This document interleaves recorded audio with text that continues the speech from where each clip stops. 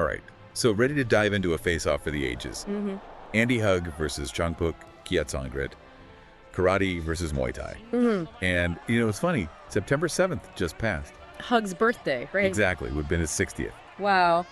A true legend. And what makes this matchup, even more fascinating is that they fought under, get this, special rules. Almost like someone said, okay, how do we make this even more interesting? Let's shake things up.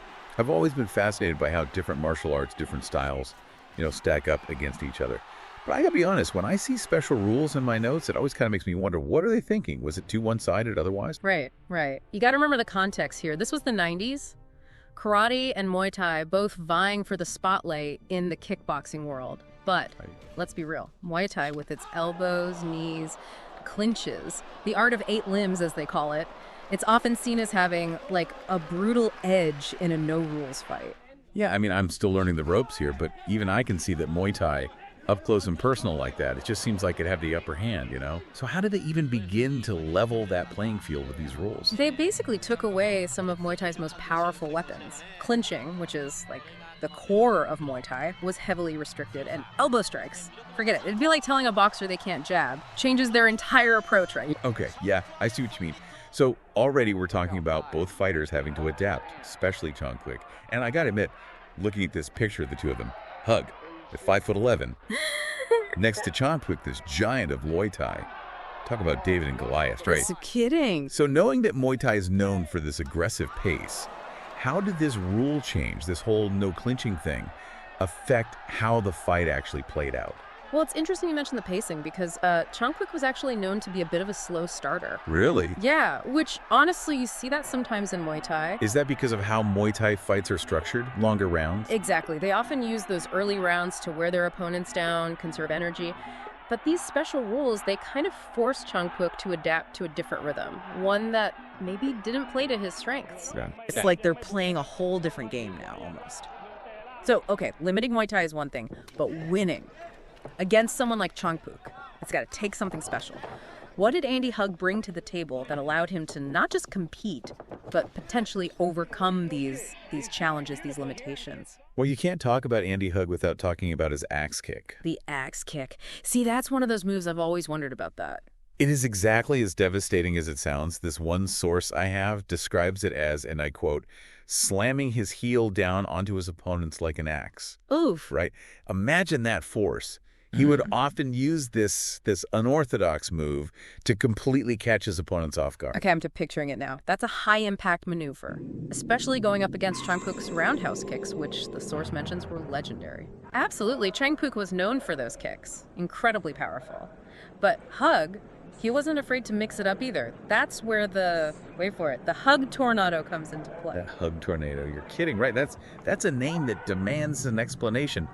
What in the world is that? This spinning kick, it targeted the thighs, but with incredible speed, like nothing anyone had seen in the ring.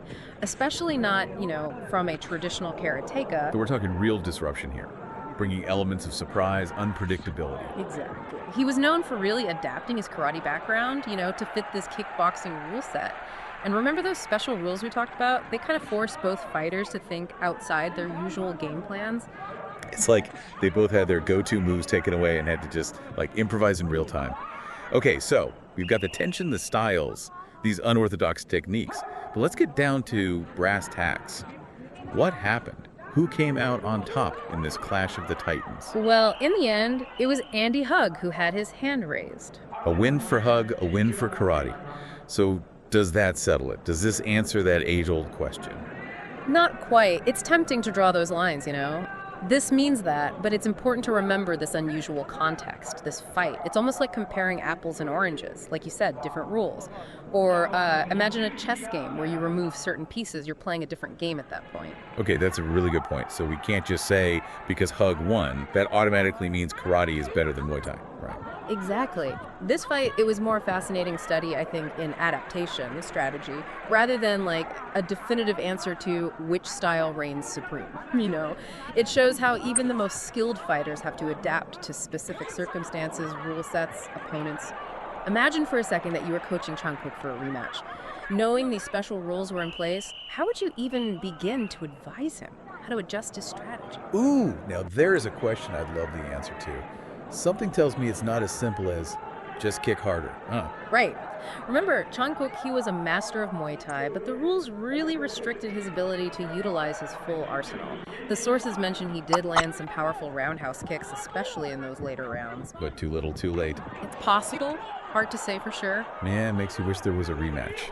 Different set of rules, just to see how it'd play out. It definitely sparks that curiosity, but even with the limitations, you gotta admit, the spectacle, incredible. Both fighters showcase just incredible skill, athleticism, and heart. Oh, absolutely. And speaking of heart, one thing that really struck me, looking through these sources, there was this black and white photo, both fighters in the ring.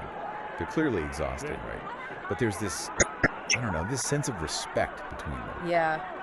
It's a powerful image. It wasn't just two guys trying to, beat each other up.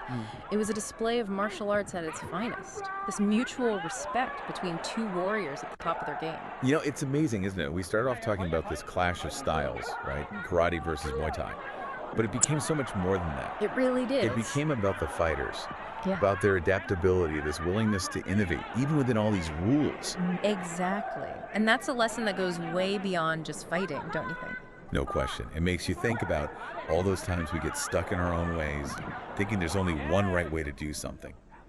This fight, it's like a reminder that the best solutions, sometimes they come from going outside that comfort zone, really looking at things from different angles. You got it. It's about knowing your own strengths, for sure. Yeah. But also being open to, adapting. Learning from people who see things differently than you do. Hey, maybe you'll come up with your own hug tornado that way. Yeah, that would be something. This has been incredible.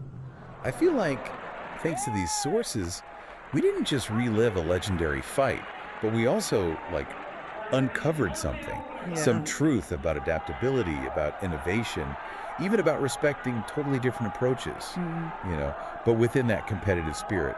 Couldn't have said it better myself. In martial arts, like in life, that learning never stops. And on that note, we'll leave you with this. Imagine your Andy Hug stepping back into the ring with Changpuek, but this time, full Muay Thai rules. How would you prepare?